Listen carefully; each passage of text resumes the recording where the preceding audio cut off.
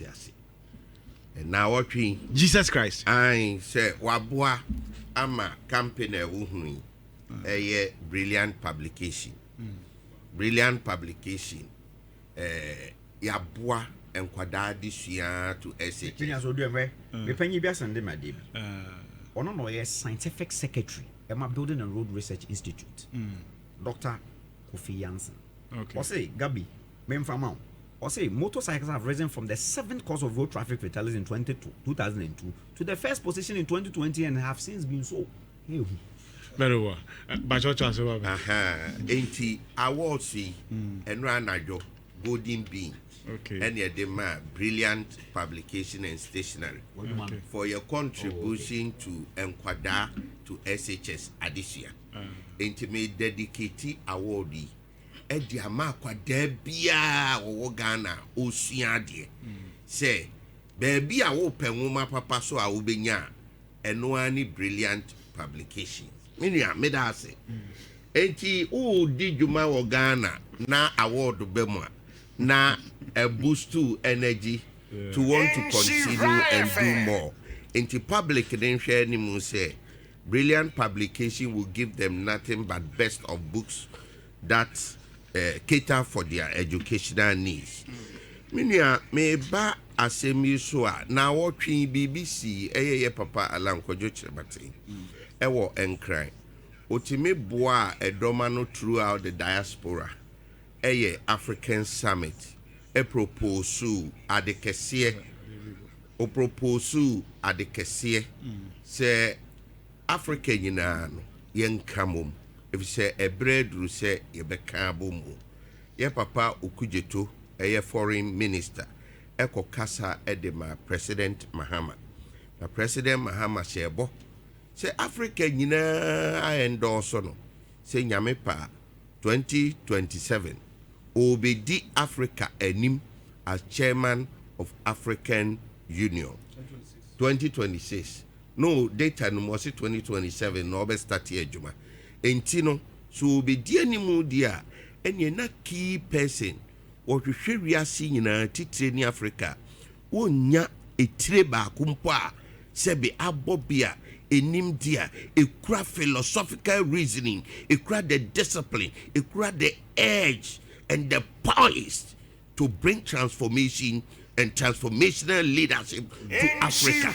No can you know Alan Kojo Chirematin and who say ye ni nipa obetimi de ne ho abono abobra come 2027 say nyame ye na dom na wo fa Africa nyina di so etoton hyehyɛ ya ye up chire bibi wo Ghana na wotwe mu say ewiase enipa ne bra wabo ewiase enipa experience kura no enisi e man ko waste na sebi ye yu baby so a ko baby ye papa la nkojo Chirematin contribution a wa ye ewo Ghana politics nimdia papa ekura no ewo ni GTP num na enne akoba se wate no ho ekote party no de say ni so ade hunu no abeboa Ghana fo apre Ghana mpuntu ni ye yode a ene na the endorsement coming from your papa Alanko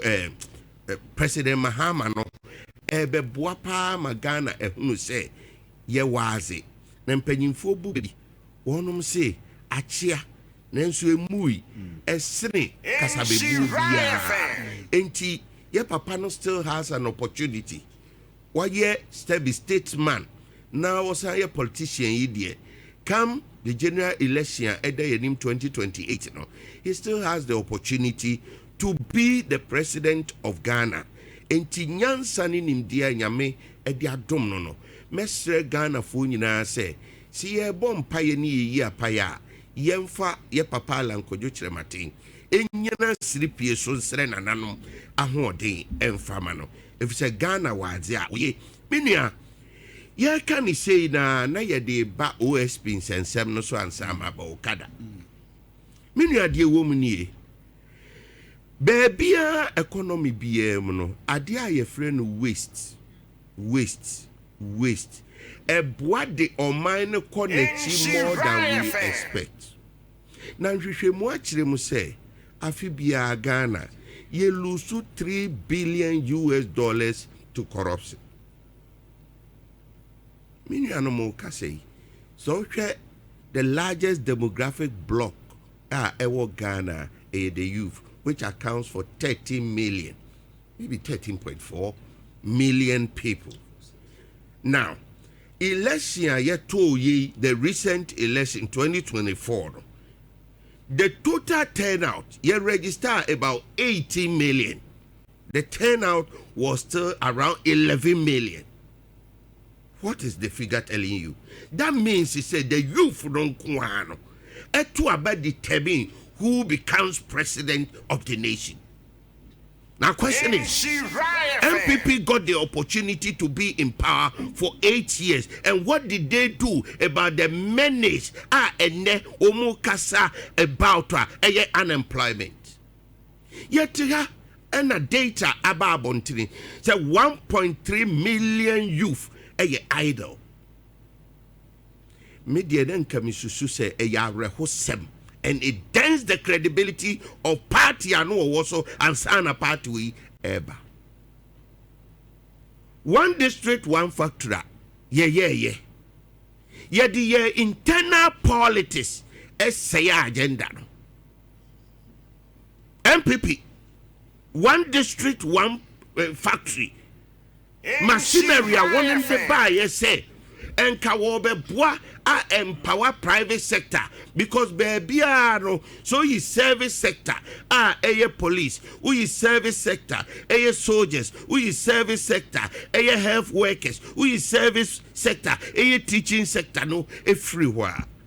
The next sector you are looking at the private sector, which accounts for employing woefully or more than 80% of your youth for them. And nankasa agenda no one district, one factory. But one munya opportunity no. What did they do with it?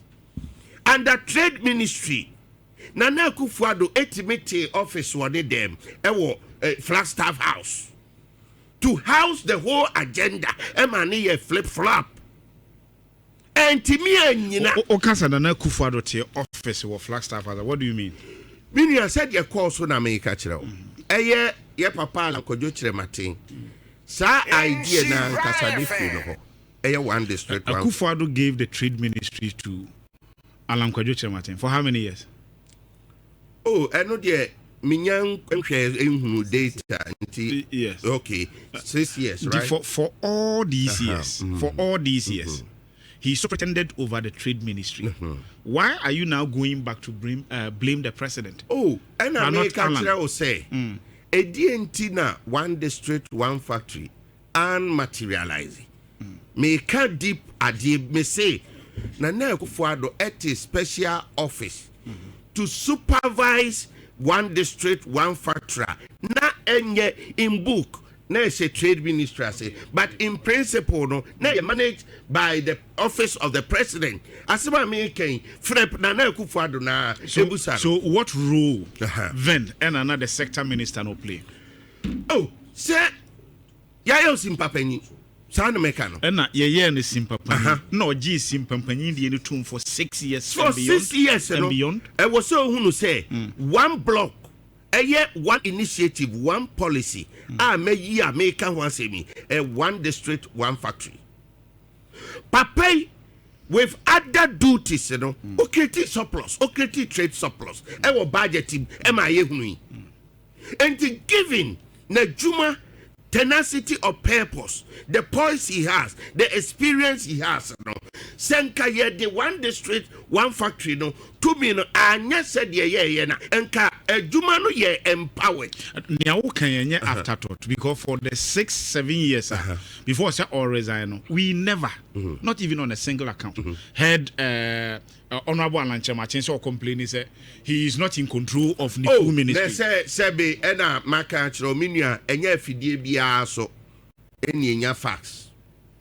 Ena maka chro no say afidie bi wo ho a ni muduru nti no nya nsem nyina na politics ye de ba abontere ensem ni bi wo ho a ade ani siwia ne pie ena enipa so a sebe ogina ho kasa no sebe ne background any baby a ofiri ba no me say me no makana asem wo ya makano me can on authority without a shred of doubt. Me can on authority say you see ye in MPP and America and now be also in baby a me free ba. What you say? No, you see, sir, I understand the angle that you are coming from. Now, we also have the liberty to interrogate what you have said. Yes, because I am looking at it, sir. Alan Kwadwo Martin is a big fish in Ghanaian politics and even beyond. I remember way back, portfolio even at World Trade Ministry, the whole Ghana was behind him. I've had an opportunity to interview him one-on-one to send him to other radio stations, so I know his worth. But I am thinking, of course, Sasa Metias is here. Na ukompene ya unya award and Ebi how the region be ashamen, how the Bunu region ashamen. My work for 6-7 years. Now after some free honor, then I maybe can say region no crowd the chairman sana. I was not in full control. Na oscientity into me mature the no my simple How would you take that? Okay, now asebna o kano we are entitled to your analysis as a critical thinker. 2, Medicare can say trade ministry on its own. Ne block na ebe create employment. I'm a youth. And I made data too about 30 million. You for no. Sa block na ankasano. Na a machinery. Why? Because we are talking of Okada and Ejuma. Do you get it? The machinery for creating jobs. No? President Akufo-Addo, ABA office to absorb it, but he couldn't implement. That is where I'm landing. That is where I'm landing. However, the trade ministry has got several responsibilities, of which Alan Kwadwo Martin manages so well. Say Ghana trade surplus, and Obia him how enterprising the man has been with empowering Ghanaian entrepreneurs. Minia, Makan is here. Alan Kwadwo Martin woefully laments the situation yewo omemu na omaino yet dwindled into corruption. Enti Sebobe Kaya Office of Special Prosecution ebayen ebabe two institutions menu Auditor General ena yoko na wono majuma yeten so obebua me yesi krono ene ketasese ano na wono majuma omo beye ye nyina na wo se Ghana eduru baabia yenya bika ho na demonstrated to the world say we are ready to fight corruption. Na nam say yoko Auditor General ene Shrat eshe abayase direct inti obi besusu say Aban still will have an influence on these institutions. Enti yenya Office of the Special Prosecutor no ono de ediri no kura be suggest ya me say in a way in book de woye a little independent. Enema Dr. Martin Abidu ebaye no ono so baye a obeye na adwuma no ekowie say wose na Akufo-Addo is the mother serpent of corruption, supervising corruption. Ewo meimu. Na chese office na ankasa otiye no we defy. Na nam se oye principled man inti. Odi akonwa no to ho. Se ontimi nye adwuma no. If say interference edos. Ena akwa story na bedru se. Deal bi akoso wo meimu a ebi frɛ no SMLD. Nempanyimfo susu a ekwan bi na sika bia fa so afiri omenu akodidi enkrofo bi nsem through ye papa under the watch of finance minister then ye papa Ken Ofori-Atta no ye dwene ho a ye nte ase e ma na no ye nia ye papa mampanyin kofo eso de da no betum se sa deal no ono ankasa no odwene ho a wonte ase cathedral die odwene ho a wonte ase enti Ghana ye bone ben ena Ghana sika eye taxpayers money e wo se bie adwuma na yiyi akwan da sa sika ya no enwunu fa ketase shebu ti OSP Why ye commitment? Enam ye papa ayini. Any sebe man penyini na ankasa the will to prosecute. Me, and when I'm person Ghana and the will to prosecute. Papa, why ye do obey me bia? Na ye actually me pass. Meaning I will say, Kaso say, the then President Mahama and the now President Mahama are two different personalities.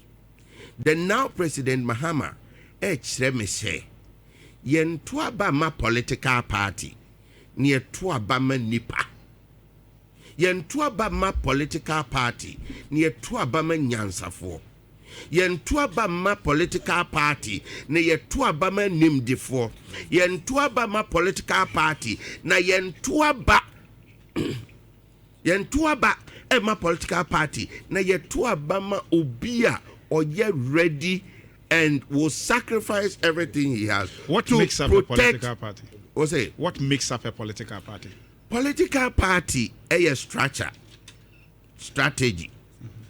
Sanya mami eye uyi blocks who bring people together. What creative blocks within the blocks? What choose hierarchy, strategy by a flow from top to down. Man mobilize it. They are called winning election. That is political party. What makes up a political party? Mrs. Structure and strategy makes up a political party. Really? Yeah.